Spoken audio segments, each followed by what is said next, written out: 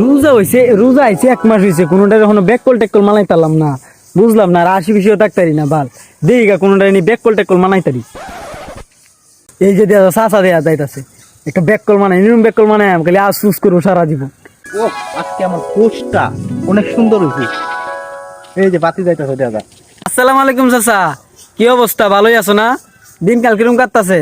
আর কইস না, রোজা থাকতে একটা জানটা শেষ, আর 2টা রোজাই তো পরে তো তোর মনে হয় যে ঠিক মতোই খাইতারাম। হ্যাঁ আচ্ছা জায়গাতে ভালো দেখো নাকি জায়গা। চাচা পাশে দিয়ে কিন্তু তোমার লঙ্গিটা ছিড়া, ভালো করে পিন্ধ। দেখো কি অবস্থা লঙ্গি। আরে তুই আমার মানিজ্জতটা বাঁচাইছস।